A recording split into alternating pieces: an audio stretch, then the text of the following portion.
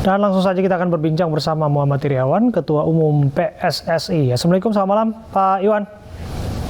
Selamat malam, Assalamualaikum sama olahraga. Iya Pak Iwan, kita ingin mengetahui apakah tidak dirasa terlalu reaksioner untuk melayangkan surat protes kepada AFF atas dugaan pengaturan skor pertandingan Vietnam-Thailand? Sebentar, kurang mendengar suara, tolong diulangi. Pak Iwan, bisa dengar suara saya? Ya, kecil tapi ya. Iya. Boleh, silakan. Oke, agak sedikit lantang. Saya coba sampaikan pertanyaannya. Apakah protes kepada AFF tidak dirasa terlalu reaksioner? Jadi ini hak kita untuk melakukan itu.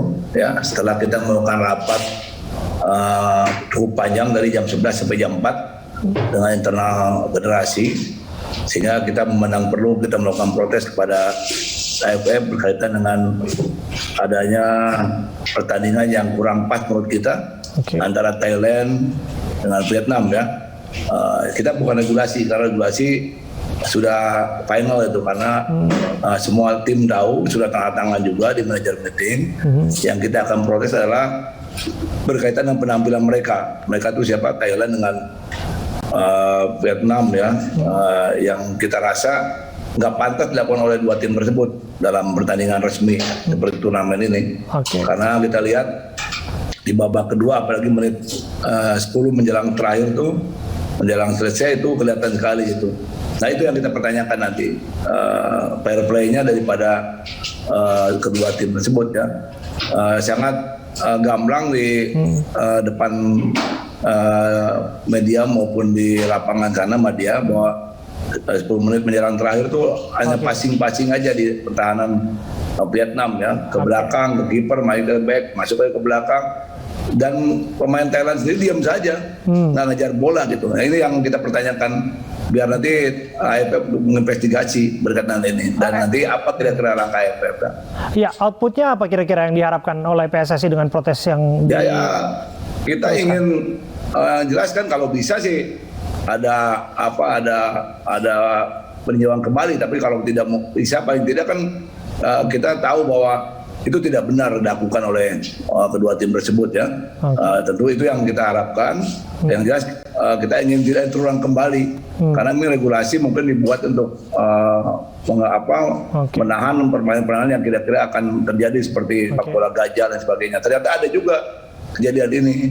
Ini kita harapkan tidak terulang kembali, dan Indonesia menjadi motor untuk menjadi pelopor dalam hal komplain terhadap regulasi yang sekarang kita rasakan ini ya. Pak Iwan, yang ingin juga kita tanyakan adalah mengenai regulasi yang Anda singgung tadi. Bukankah kemudian ini sudah diatur sedemikian rupa, soal head to head, kemudian juga soal unggul jumlah gol dan lain sebagainya di sana. Kita tahu bahwa perjuangan timnas kita ini begitu bagus, anak-anak muda ini, adik-adik kita ini. Dan saya pikir Anda dan seluruh pecinta sepak bola pendukung kecewa dengan hasil yang mereka tidak bisa melaju ke semifinal. Tapi menurut Anda, apakah kemudian regulasi itu bukan memang seharusnya diikuti saja, ditaati saja begitu? Saya sampaikan tadi, regulasi sudah berjalan lama ini ya, dan kita sudah sepakati dalam manajer meeting. Jadi kita tidak membuat regulasi. Yang saya protes itu adalah penampilan kedua tim tersebut yang merugikan kita. Padahal kita tahu itu tim kuat, dan kita sudah analisa dengan Sinteyong, tidak mungkin dia akan imbang, karena memang itu musuh bebuyutan. Itu yang kita pertanyakan nanti ke AFF ya. Masih ada berarti ya sudah sepakat kita nggak bisa komplain regulasi. Komplain fair play-nya mereka gitu ya. Selain bahwa kita menyaksikan pertandingan itu terkesan bahwa memaksakan hasil imbang, kedua tim merasa sudah puas, kemudian 10 menit terakhir mereka ya bermain di tengah lapangan dan lain sebagainya. Kalau kita berpikir soal sportivitas, bukankah kemudian memang itu hak mereka? Andaikan kita memang ada di posisi yang sama dengan mereka untuk memastikan tim melaju, melakukan apapun untuk lolos ke babak berikutnya begitu. Bisa saja kalau mengatakan demikian, tapi yang kita lihat kan mereka tidak ingin ketemu kita karena tahu kita kuat sekarang ya. Bisa saja, tapi kita tunggu lah ya. Ya kita ingin suatu kejelasan dari mereka, boleh nggak gitu? Wah, mereka betul pantas nggak? Pantas saja, bisa saja. Tapi melihat turnamen yang bergengsi ini dengan penampilan dua tim yang kuat, ya kira-kira fair play nggak itu? Biar AFF yang menjawab ya. Kita dengan demikian kan dirugikan ya. Kan sangat mengecewakan permainan mereka di 10 menit terakhir, terutama hanya oper-oper passing kayak baru latihan aja gitu. Kan malu menurut saya. Ya. Jadi saya protes keras memang, dan termasuk pelatih kita, dan mungkin seluruh masyarakat Indonesia juga kecewa dengan penampilan ini. Ya. Sebaik-baiknya hasil dalam sebuah turnamen adalah hasil yang diperoleh dengan keringat sendiri begitu, tidak harus menggantungkan pada pertandingan orang lain. Ini juga dalam tanda kutip banyak diserukan oleh sebagian kalangan. Apakah Anda akan melakukan evaluasi dalam hal ini? Banyak publik yang bertanya, masa depan Sintayong di Timnas U19 terus lanjut atau berhenti? Saya sepakat hasil tidak menentukan orang lain, betul ya. Kita sepakat itu. Namun kan kita melihat permainan itu yang tidak elok gitu.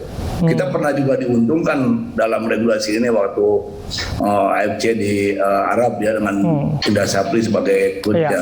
Tapi kita bermainnya benar, meskipun tersingkir Arab kan gitu. Tapi ini kan kelihatan ada sesuatu yang tidak pas gitu. Nah, berkaitan ini tentunya tetap saya apresiasi ke timnas kita yang luar biasa dengan performa terus meningkat ya. Saya kira itu melihatnya mereka itu, melihat kita terus meningkat, mereka mungkin berpikir kalau di final melawan kita ya akan habis sama kita mungkin. Yang jelas Sintayong tetap akan mengawal timnas kita, khususnya U19 dan tim senior, untuk tetap bisa nanti di Piala Dunia hadir. Ya, namanya strategi ya Pak ya. Bisa saja mereka takut kepada kita dan melakukan apa saja untuk itu gitu. Tapi mengenai strategi, Pak Iwan, ini pertanyaan terakhir, strategi pembinaan untuk anak-anak muda ini. Kita tahu kualitas mereka, kita tahu permainan mereka, dan kita cukup bangga atas apa yang mereka torehkan, dan mereka begitu luar biasa memberikan segalanya di rumput hijau.